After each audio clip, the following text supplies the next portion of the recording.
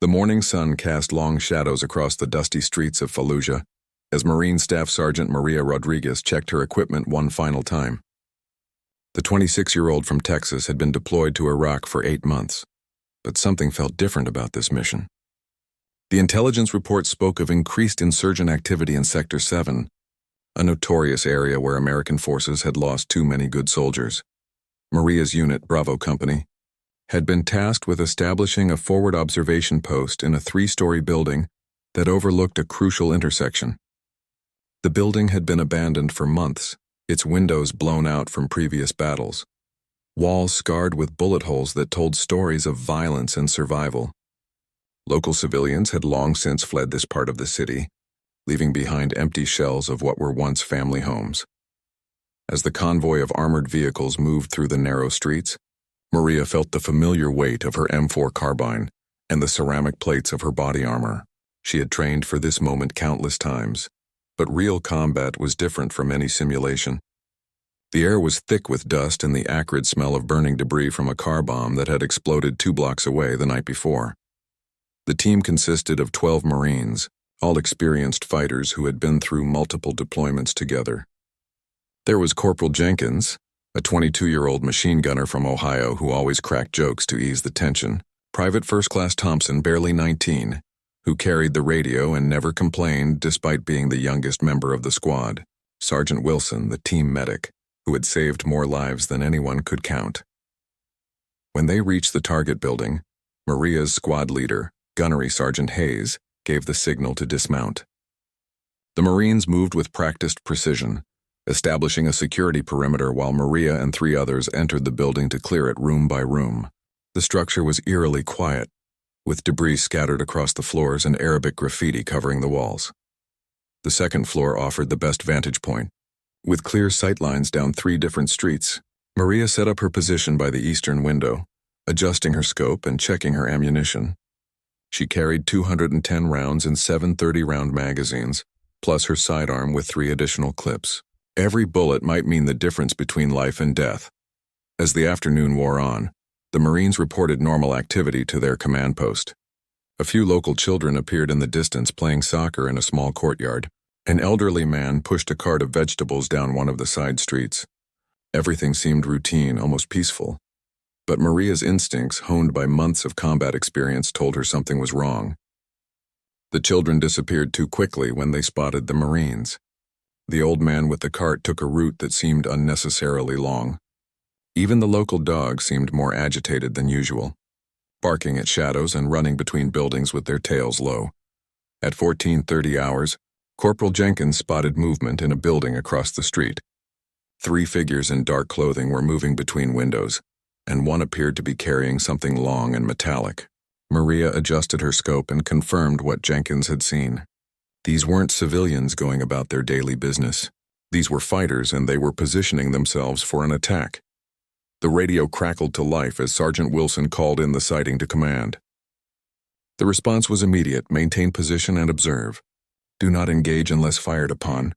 The rules of engagement were clear, but every Marine in that building knew they were being watched, studied, and probably targeted. Maria's heart rate increased as she tracked the movement across the street. More figures appeared in different buildings, some carrying AK-47 rifles, others with what looked like rocket-propelled grenades. The Marines were outnumbered, and their position was becoming more dangerous by the minute. The last thing Maria remembered clearly before everything changed was checking her watch. It was 14:45 hours on a Tuesday afternoon in Fallujah.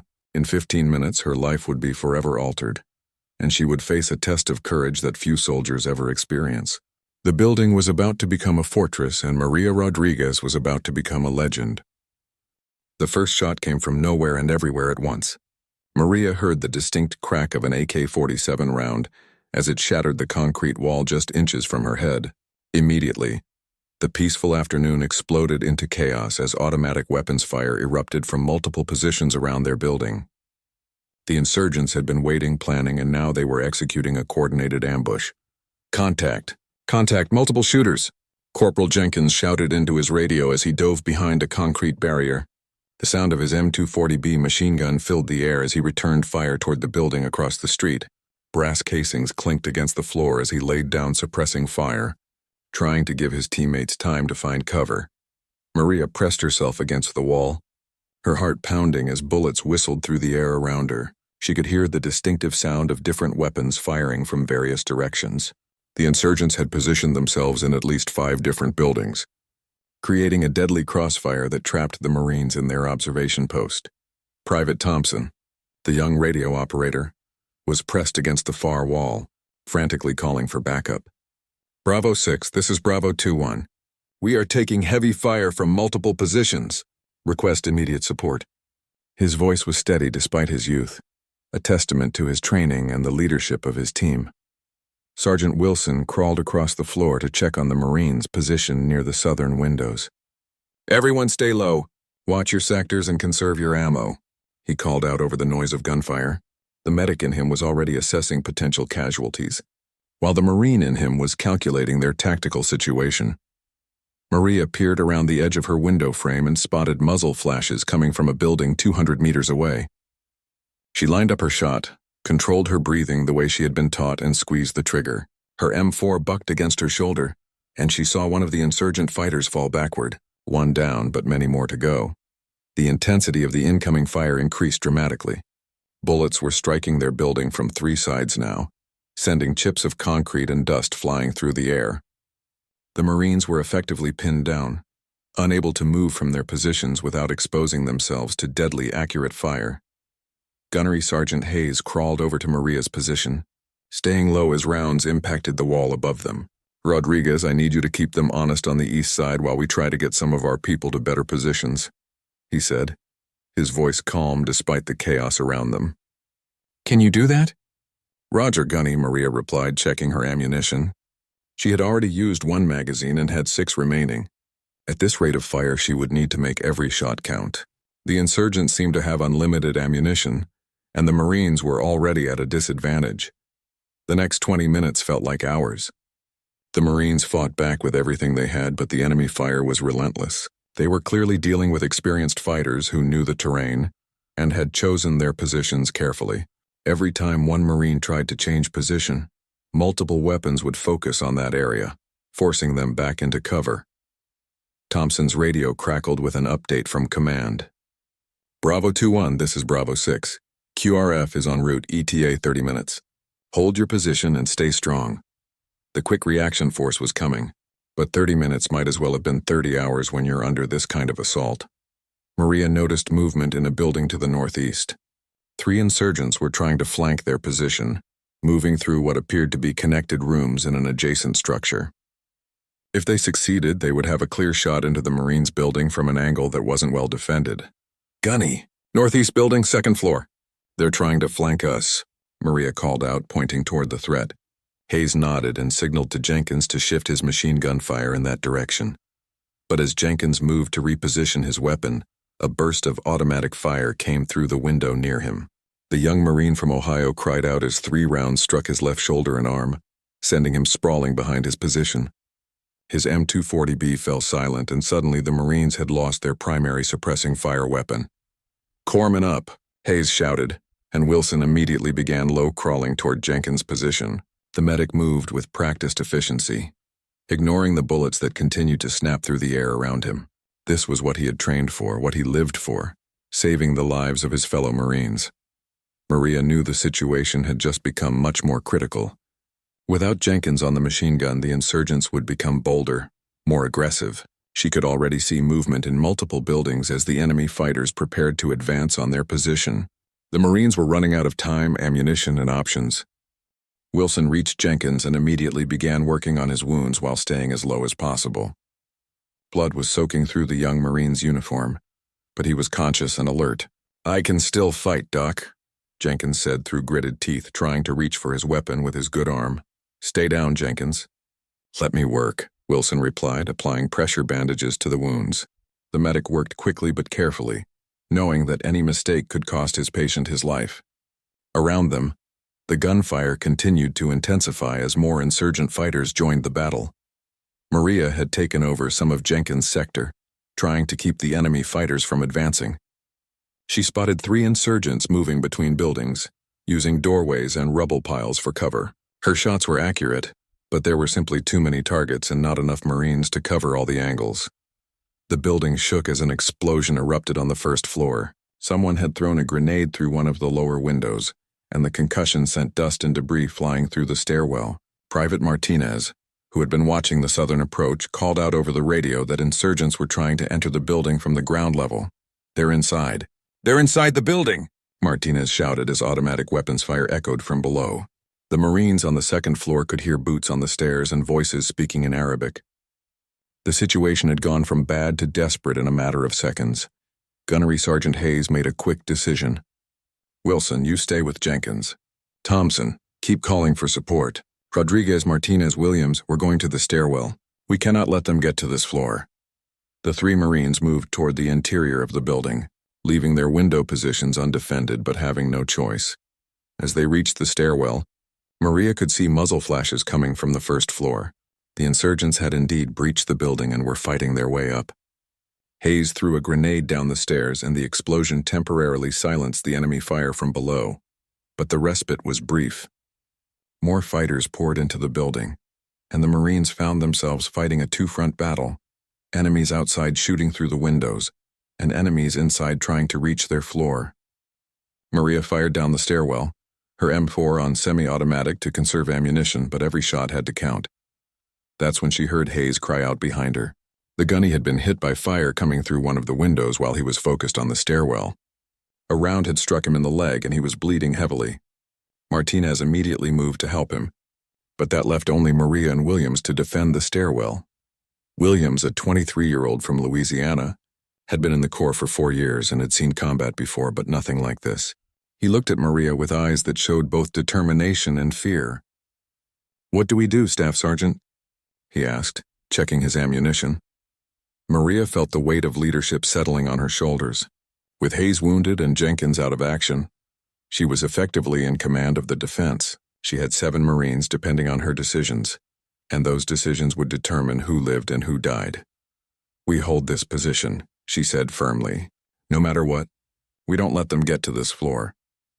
She knew that if the insurgents reached the second floor, they would be able to kill or capture the entire team. That was not going to happen on her watch. The fighting intensified over the next 30 minutes. Maria lost count of how many magazines she had used, how many times she had changed position to avoid incoming fire, how many close calls she had experienced. Her uniform was soaked with sweat, and her throat was dry from breathing the dusty air and shouting commands to her team. Thompson continued calling for support, but the quick reaction force was still 10 minutes away. 10 minutes might as well have been forever.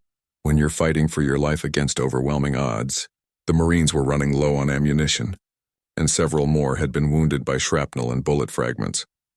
Wilson had managed to stop Jenkins' bleeding and had moved on to treat Hayes and 2 other Marines who had been hit.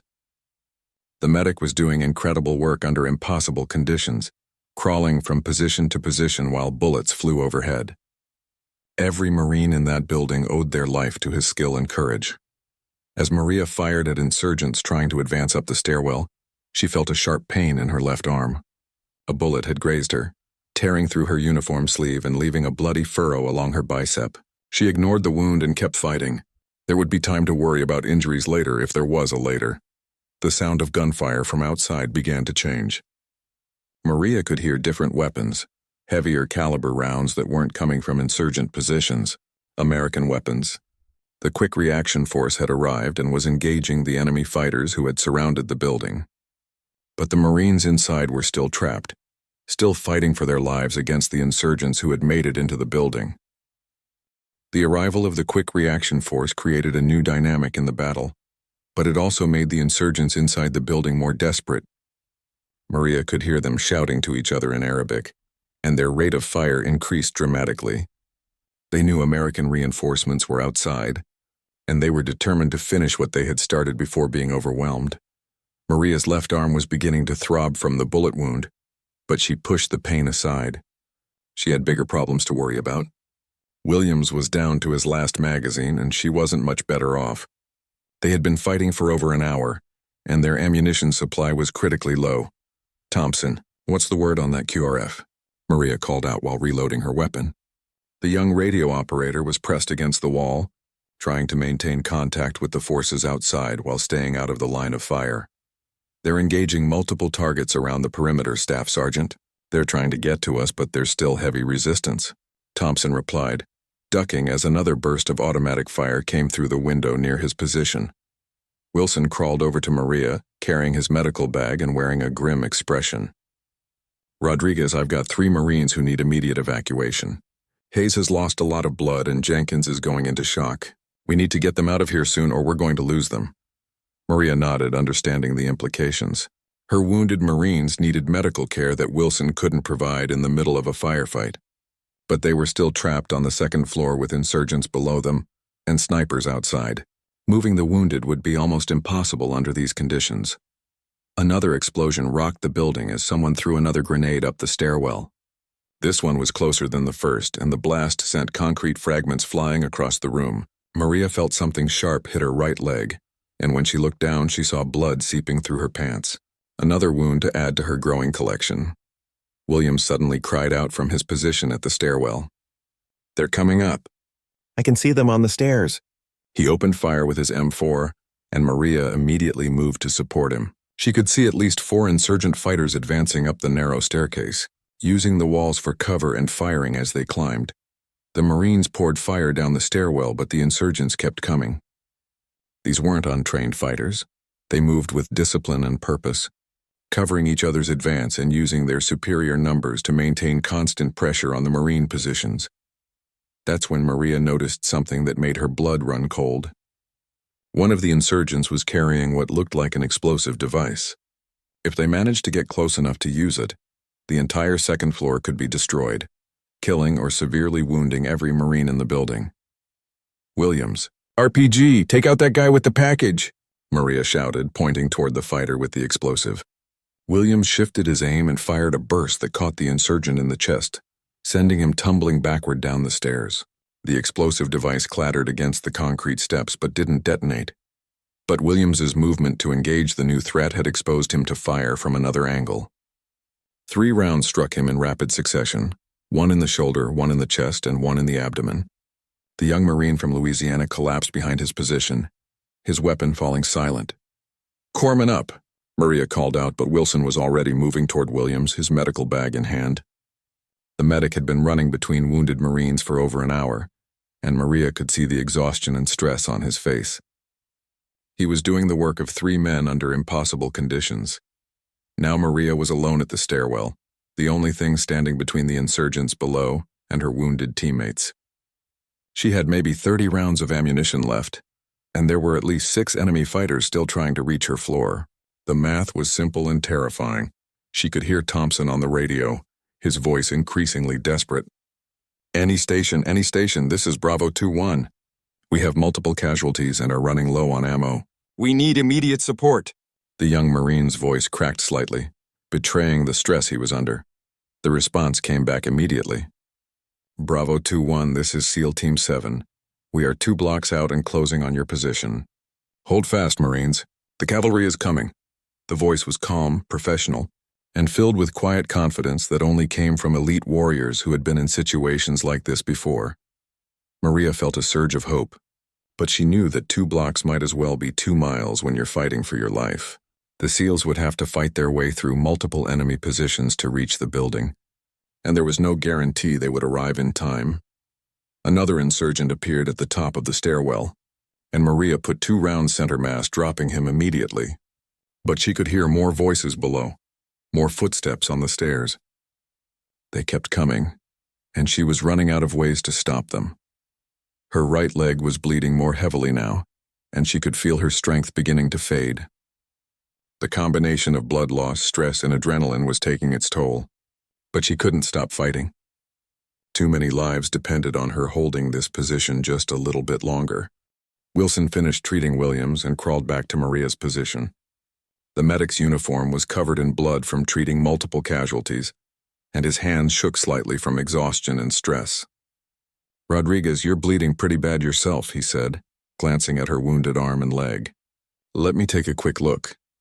No time, Doc, Maria replied, keeping her weapon trained on the stairwell. Keep the others alive. I can handle this. She knew that Wilson's skills were better used on the more seriously wounded Marines. Her injuries hurt, but they weren't immediately life-threatening. The sound of gunfire outside was getting closer and more intense. The SEALs were fighting their way through the streets, engaging enemy positions and clearing a path to the besieged Marines. But the insurgents inside the building seemed to know that time was running out, and they were making one final, desperate push to reach the second floor. Maria heard boots on the stairs again. This time it sounded like more fighters than before, maybe 8 or 10 of them moving up together in a coordinated assault. She had 15 rounds left in her current magazine and 1 spare magazine after that. 45 rounds to stop a determined enemy force that outnumbered her 3-1. The first insurgent appeared at the top of the stairs, and Maria dropped him with a single shot. But immediately another one took his place, then another. They were rushing the position now, trying to overwhelm her with sheer numbers. Maria fired as fast as she could aim, but for every insurgent she dropped, 2 more seemed to appear. A bullet struck the wall next to her head, sending concrete chips into her face and eyes. Another round hit her right shoulder, spinning her around and causing her to drop her weapon. The impact felt like being hit with a sledgehammer, and her entire right arm went numb. Maria dove for her M4 with her left hand, ignoring the pain that shot through her wounded arm. She could hear insurgent voices getting closer, boots on the concrete floor of the stairwell. They were almost to her position. She managed to grab her weapon and rolled behind a concrete pillar just as automatic weapons fire erupted from the stairwell. The insurgents had reached the second floor. 3 of them spread out across the room, firing at anything that moved. Maria was trapped behind inadequate cover with limited ammunition and multiple wounds. Thompson tried to help by firing his M9 pistol from his position, but one of the insurgents turned toward him and opened fire. The young radio operator cried out as bullets struck his radio equipment and grazed his left side. His communication with the outside world was cut off. The Marines were now completely isolated. Wilson, still trying to treat the wounded, was forced to take cover as bullets flew around the room. Hayes, despite his leg wound, tried to reach for a weapon to help defend the position. Even Jenkins, with his wounded arm, was attempting to get back into the fight. Maria knew this was it. This was the moment that would define her life, if she survived it. 7 Marines were depending on her, and she was down to her last magazine with multiple wounds that were sapping her strength. The insurgents had superior numbers, better positions, and unlimited ammunition, but as she prepared to make what might be her final stand, she heard something that changed everything. The distinctive sound of American weapons firing from the first floor of the building. Heavy, disciplined gunfire that could only come from highly trained operators. The SEALs had reached the building. "SEAL Team 7, we're coming up!" a voice called from below. The sounds of combat on the first floor were intense but brief. These weren't regular soldiers. These were elite warriors who specialized in exactly this type of close-quarters combat. The 3 insurgents on the second floor realized they were trapped between the Marines above and the SEALs below. They began firing wildly in all directions, no longer aiming carefully but simply trying to cause as much damage as possible before being overwhelmed. Maria used their confusion to her advantage. She emerged from behind her cover and put accurate fire into 2 of the insurgents, dropping them immediately. The third one turned his weapon toward her and she could see the muzzle flash as he fired. The bullet struck her multiple times. One hit her left shoulder, another caught her in the stomach, and a third struck her right thigh. The impacts drove her to the ground, and she felt her strength flowing out of her along with her blood. Her vision began to blur and she could taste copper in her mouth. But even as she fell, Maria could hear the SEALs fighting their way up the stairs. The final insurgent was caught between her position and the advancing Special Operations team. The sound of his weapon fell silent, and suddenly the building was quiet except for the moans of wounded Marines and the heavy breathing of exhausted fighters. A SEAL operator appeared in the stairwell, weapon ready, scanning for threats. When he saw Maria on the ground, bleeding from multiple wounds, he immediately called for the team medic. "We've got wounded Marines up here. Multiple casualties." Maria tried to speak, tried to tell him about her team, but the words wouldn't come. The world was fading around the edges and she could feel herself slipping away. The last thing she remembered was a SEAL medic kneeling beside her, working frantically to stop her bleeding, telling her she was going to be okay. Maria woke up 3 days later in a military hospital in Germany. The first thing she saw was white ceiling tiles and fluorescent lights that hurt her eyes. The second thing she noticed was that she couldn't feel her right leg. Panic set in until a Navy doctor appeared beside her bed, explaining that the leg was still there but heavily bandaged and sedated with local anesthetics. Staff Sergeant Rodriguez, "You're in Landstuhl Regional Medical Center," the doctor said with a kind smile. "You've been unconscious for 72 hours. You suffered 15 gunshot wounds, but you're alive and you're going to recover." The number hit her like a physical blow. 15 rounds. She had been hit 15 times and somehow survived. The doctor continued his briefing. "You lost a lot of blood and required multiple surgeries, but all of your vital organs are intact. You'll have a long recovery ahead of you, but you should make a full recovery." He paused, looking at her with something that might have been awe. "The SEAL team medic who treated you said he's never seen anyone survive what you went through. You're one tough Marine."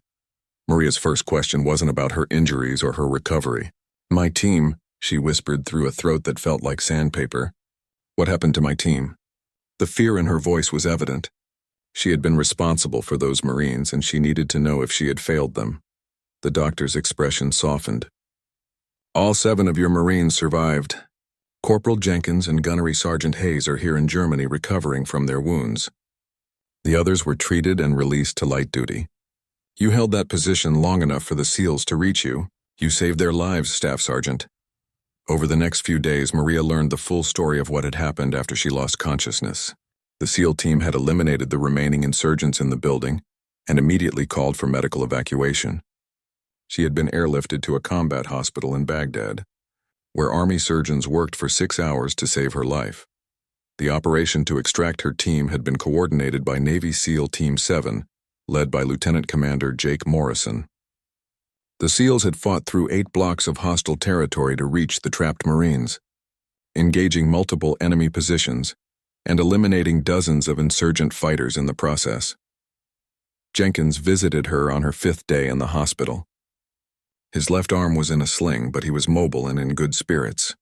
"Staff Sergeant, I had to come see you," he said, his voice emotional. "What you did in that building, I've never seen anything like it. You saved all of us." Maria felt uncomfortable with the praise. "I was just doing my job, Jenkins. Any Marine would have done the same thing." But even as she said it, she knew that wasn't entirely true. What had happened in that building had required something beyond normal training and discipline. It had required a level of courage that few people possessed. Hayes came to see her the next day, walking with crutches but otherwise in good health. The gunnery sergeant had been in the Marine Corps for 18 years and had seen combat in multiple deployments. "Rodriguez, in all my years as a Marine, I have never seen a finer display of leadership and courage under fire," he said formally. "It was an honor to serve with you." Wilson, the medic who had saved so many lives that day, brought her the full casualty report. Despite being outnumbered and outgunned, despite fighting for over 2 hours against overwhelming odds, every single Marine in Bravo Company had survived. Williams would need months of physical therapy for his wounds, but he would make a full recovery. Thompson had minor injuries and was already back on duty. The story of the battle had spread throughout the military. Maria learned that she was being recommended for the Navy Cross, the 2nd highest decoration for valor in combat. The citation would read that she had displayed extraordinary heroism and selfless devotion to duty while serving as squad leader during an intense firefight with enemy forces. But the medal wasn't what mattered to Maria. What mattered was that 7 Marines had gone home to their families because she had refused to give up. Refused to let the insurgents reach the 2nd floor of that building. Every one of those young men would have children, would live full lives, would grow old, because she had held the line when it mattered most. Lieutenant Commander Morrison visited her before she was transferred back to the United States. The SEAL officer was a quiet, professional man who had led countless dangerous missions. "Staff Sergeant, what you did in that building was beyond heroic," he said simply. "You fought like a warrior and led like a champion. It was an honor to serve alongside you even briefly." 3 months later, Maria was back home in Texas, walking with a slight limp, but otherwise fully recovered. She had been medically retired from the Marine Corps with full honors and benefits. The 15 scars from her gunshot wounds were permanent reminders of that day in Fallujah, but they were also reminders of what she had accomplished. At the medal ceremony, surrounded by her family and her teammates from that day, Maria finally understood what she had really done. She hadn't just survived 15 gunshot wounds. She had saved 7 lives through sheer determination and courage. She had proven that sometimes one person really can make a difference. She had held the line until the SEALs came for her, and in doing so, she had written herself into Marine Corps legend.